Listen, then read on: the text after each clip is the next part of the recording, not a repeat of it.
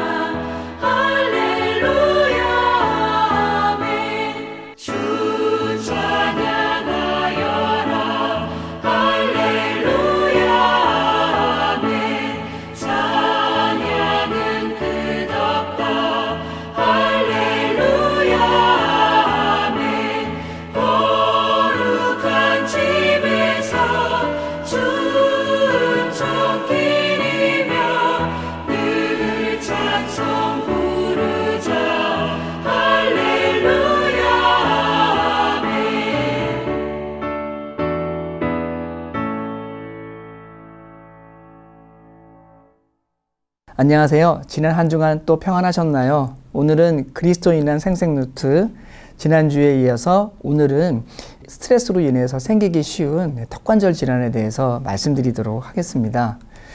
주변에 입을 벌리거나 아니면 음식물을 드실 때 요 귀 앞에 있는 턱관절 부위가 아프다고 하시는 분들이 종종 계십니다. 그래서 그것 때문에 저희 치과를 찾아오시거나 아니면 상담하시는 분이 꽤 있는데요. 오늘은 그래서 우리가 일상에서 가끔 만날 수 있는 턱관절 장애에 대해서 말씀드리도록 하겠습니다. 우리가 갖고 있는 턱관절은 위치는 귀 앞에 이렇게 있고요. 윗턱은 머리뼈에 붙어 있는 뼈고 아래턱은 떨어져 있는 뼈라서 여러 가지 운동을 하는데요. 이 윗턱과 아래턱이 만나는 관절이 이제 귀 앞에 있습니다. 그리고 귀 앞에 있는 관절에는 디스크라는 게 있어서 여러 가지 우리가 음식물을 먹거나 여러 가지 운동을 할 때 그 저장력을 그대로 여기서 완충해지는 쿠션 역할을 하고 있는 디스크를 같이 동반하고 있습니다. 여기 그림을 보시면 이렇게 우리가 아래턱, 윗턱이 왔다 갔다 움직일 때 요 아래턱에 있는 그 관절 부위와 윗턱에 있는 관절 부위 사이에 디스크가 있어서 같이 지금처럼 이렇게 운동을 하고 있고요. 그래서 운동을 보조하거나 그런데 지금 이렇게 디스크가 앞으로 빠져나오는 경우가 간혹 있습니다. 그러면 입을 열었다 다물었다 할 때 디스크가 왔다 갔다 하면서 딸깍딸깍 하는 소리가 나고, 이게 오랫동안 진행이 되면 윗턱과 아래턱의 관절이 서로 만나면서 관절이 부딪혀서 관절 자체가 마모가 일어나서 여러 가지 문제를 야기하는 경우가 많습니다. 이런 경우를 우리가 턱관절 질환이라고 하고요. 이 턱관절 질환인 것은 마치 우리가 관절염이나 허리 디스크와 유사하게 요 턱관절 주변에 염증이 생기거나 아니면 턱관절에 있는 디스크가 손상이 되거나 주변에 근육에 염증이 생긴 경우를 얘기하고요. 전체 인구에서 약 10% 정도가 턱관절 질환이 있다고 합니다. 특히 요즘 와서는 젊은 여성들, 20대, 30대 여성들한테 가장 많이 일어난다고 하고 있습니다. 이런 턱관절 질환이 생기게 되면 입을 열었다 다물었다 할 때 턱관절 주변이 아프거나 아니면 소리가 나거나 아니면 입을 벌리기 어렵거나 이런 증상들이 나타나게 되는데요. 보통은 우리가 초기에는 소리부터 납니다. 입을 열었다 다물었다 할 때 이 관절 주변에서 딸깍딸깍 하는 소리가 나는데요. 보통 소리가 나는 것 자체는 우리가 질병으로 분류하지는 않습니다. 단순히 그런 것들은 치료를 요하지는 않지만 이게 진행이 되게 되면 입을 열 때마다 이 턱 주변의 이 부분이 막 아픈 증상들이 나타나요. 이렇게 아픈 증상이 나타난다면 이때부터는 조금 전문적인 치료를 요하는 상태가 됩니다.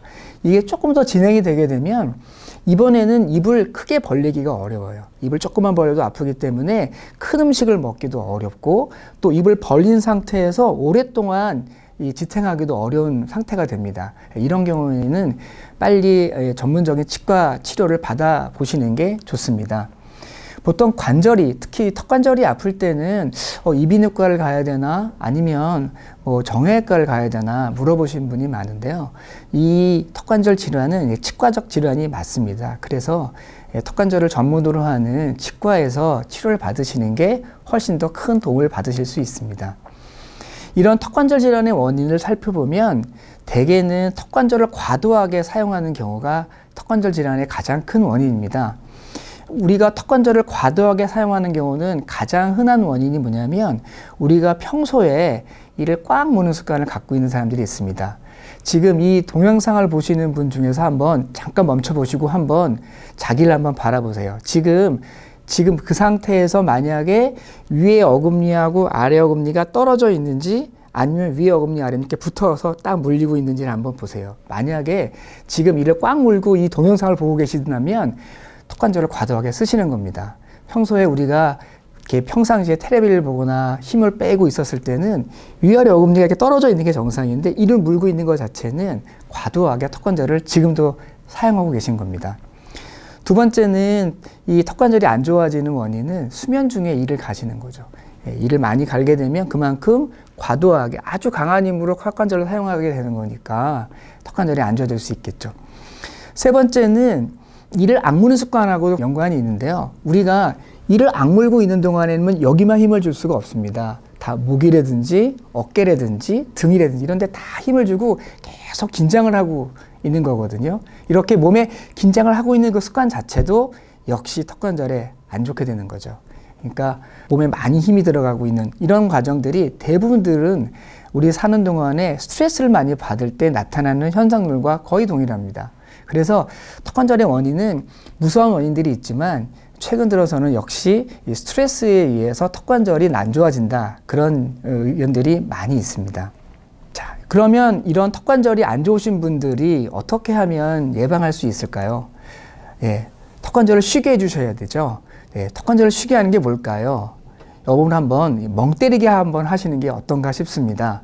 멍 때리기는 그야말로 아무 생각 없이 그냥 몸에 힘을 풀고 가만히 있는 게 멍 때리기입니다. 우리가 삶 가운데서 멍 때리기를 할 때 우리가 불필요하게 과도하게 쓰는 턱관절을 쉬게 해줄 수 있습니다. 가만히 있는 이런 상태를 흔히 멍 때린다라고 하는데요. 현대인의 뇌를 좀 쉬게 하자는 뜻에서 최근 멍 때리기 대회가 곳곳에서 열리고 있습니다. 시간을 무의미하게 보내는 것 같지만 바쁜 일상에서 뇌를 잠시 쉬게 하는 건 뇌의 기능을 높이고 건강에도 도움이 된다고 합니다. 아무것도 하지 않으면 아무 일도 일어나지 않는다고 하는데 정말 아무것도 일어나지 않으니까 너무 편하고 너무 좋습니다. 마음이 좋아요. 네, 이번 멍 때리기 대회에서 1등한 친구인데요. 확실히 아이들이 멍을 잘 때리는 것 같습니다. 그만큼 아이들이 자기를 쉽게 릴렉스할 수 있는 존재인 것 같아요. 자, 우리가 만약에 턱관절이 문제가 있나 하고 여러 가지 의심할 수가 있는데요. 생활 중에서 이런 턱관절 질환을 예방하시려면 우리가 턱관절을 쓸데없이 사용하지 않아야 되는데 다음에 해당되는지를 한번 체크해 보시면 좋을 것 같습니다. 현재 위아래 어금니가 다 있다면 그렇다면 멍 때리기를 한번 해보시면 좋을 것 같습니다. 두 번째는 껌이라든지 오징어라든지 육포라든지 견과류를 좋아하시나요? 저도 굉장히 좋아하는데요. 그렇지만 이거를 너무 장기간 자주 드시는 거는 좋지 않습니다. 턱관절에는. 그러니까 좋아하시는 분들은 잘 드시되 조금만 드시기를 권고드립니다. 그리고 혹시 자세가 어떤가요? 혹시 턱을 괴고 계신가요? 우리가 엎드려서 책을 보거나 엎드려서 스마트폰을 하고 계시지 않나요? 이렇게 하게 되면 그 자세 자체가 턱관절에 무리를 줄 수 있는 자세가 될 수 있고 또 긴장이 돼서 이를 악 물 수밖에 없기 때문에 턱관절에는 나빠질 수밖에 없습니다. 그리고 혹시 입안을 바라보셨을 때 치아가 많이 닳아있지 않나요? 만약에 치아가 특히 송근이 주변에 치아가 만약에 닳아져 있다면 아마도 턱관절을 과도하게 쓰신다고 의심해 볼 수 있습니다. 여러분 그렇기 때문에 너무 이악 물고 사지 마시고요. 그냥 대충 사셨으면 좋겠습니다. 그것이 턱관절 건강에는 굉장히 좋을 것 같습니다. 자, 턱관절 치료는 대개 전체 인구의 약 10% 정도밖에 턱관절 질환을 갖고 있지 않기 때문에 누구나 치료를 요하는 것은 아닙니다. 초기에 이렇게 생활 습관을 바꾸고 물리치료를 하신다면 턱관절 치료를 굳이 전문적인 치료까지 요하실 필요는 없습니다. 그럼에도 불구하고 턱관절 주변의 불편감이나 통통이나 이런 것이 계속 나아지지 않는다면 전문적인 치과 치료를 받으셔야 됩니다. 우리가 턱관절이 안 좋으신 분들, 평소에 여기가 아프거나 입을 벌릴 때마다 뻑뻑하거나 불편하신 분들이 집에서 할 수 있는 치료 요법을 몇 가지 말씀을 드리면, 여기 사진에 있는 자세처럼 턱 근육 스트레치 운동을 하시는 겁니다. 좀 보긴 흉하지만 입을 최대한 벌려서 그 다음에 혀를 쫙 끌어올려 갖고 혀끝이 입천장을 닿거나 아니면 앞니 안쪽 부분을 대고서 오랫동안 이렇게 한 5초 이상 이렇게 하는 거죠. 시범을 보여드리면 이렇게 하는 거예요. 보긴 좀 안 좋지만 이렇게 5초 이상 하게 되면 이 턱 주위 근육들을 쉬게 하는 스트레치 운동이 됩니다.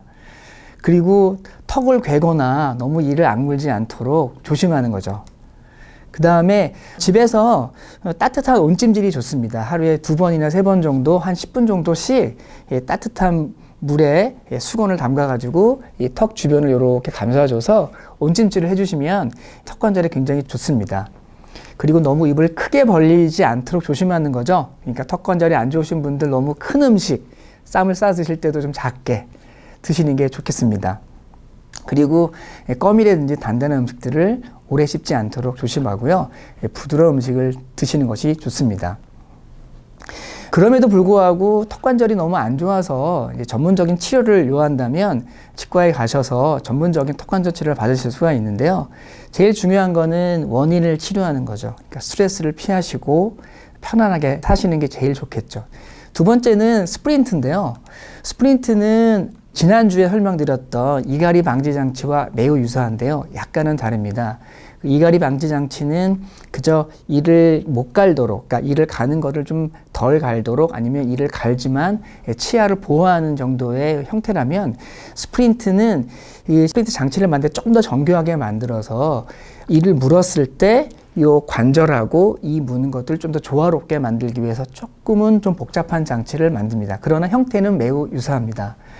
또한 보톡스를 또 보조적으로 하시면 턱관절 질환이 있으신 분들은 여기 턱관절 주변에 있는 근육들의 힘을 약하게 하기 때문에 턱관절 치료에 보조적인 도움을 줄 수 있습니다.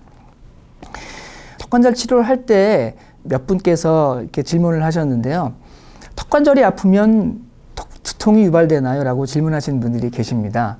만약에 턱관절 자체가 두통을 야기할 수는 있습니다.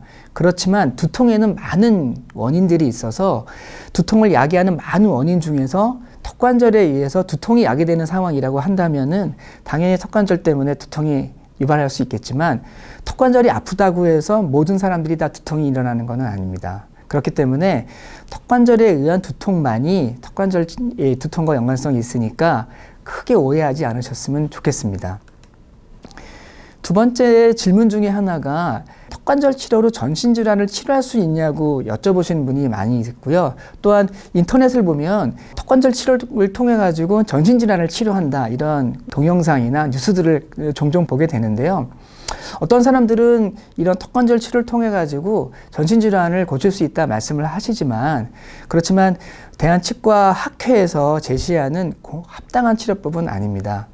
물론 턱관절과 관련된 전신질환이 있긴 있지만 모든 전신질환을 턱관절 치료를 통해 갖고 치료한다는 것은 맞지는 않습니다. 그렇기 때문에 어떤 한 치료를 가지고 모든 질환을 치료한다 얘기하는 것은 현실적으로는 크게 합당한 얘기는 아닌 것 같습니다. 코로나 시대에 알아야 할 이갈이와 턱관절 질환에 대해서 말씀을 드렸는데요.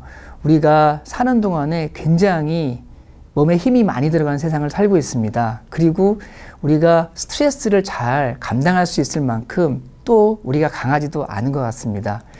이런 시대에 우리가 어떻게 살아야 될까요?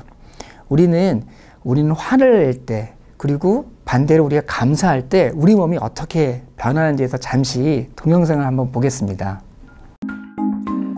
감사함을 느낄 때와 화내고 원망할 때 우리 뇌는 활성화되는 영역이 다릅니다. 화를 내면 교감신경계가 자극돼 아드레날린과 같은 신경 전달 물질을 분비하고 이것이 다시 부신을 자극해 스트레스 호르몬인 코티졸을 분비하게 되는데요. 이로 인해 혈액이 근육 쪽으로 몰리면서 혈압과 혈당이 올라가고 심장 박동이 빨라지게 됩니다. 반면에 우리가 감사함을 느끼게 되면 측두엽 중 사회적 관계 형성에 관련된 부분과 즐거움에 관련된 쾌락 중추가 작용해서 도파민, 세로토닌, 엔도르핀 등 이른바 행복 호르몬을 분비하도록 영향을 줍니다. 그리고 이들 행복 호르몬의 영향으로 우리 몸은 심장 박동과 혈압이 안정되고 근육이 이완되면서 기분 좋은 행복감을 느끼게 되는 거죠. Greater resilience, so better ability to recover from stress, from difficulty, greater capacity to collaborate and be generous and receive generosity from others. And what that translates to physiologically is better health heart, right? Less vulnerability to stress-related disease and cardiovascular risk and things like that. 우리가 감사하면 몸이 달라질 수 있습니다. 늘 감사하는 마음으로 행복 호르몬을 만드셔서 이 스트레스를 이기셔서 또 코로나 시기에 여러분 모두 다 건강하시기를 기원드립니다. 이상 모든 강의를 마치겠습니다. 감사합니다. 오늘의 생생노트입니다.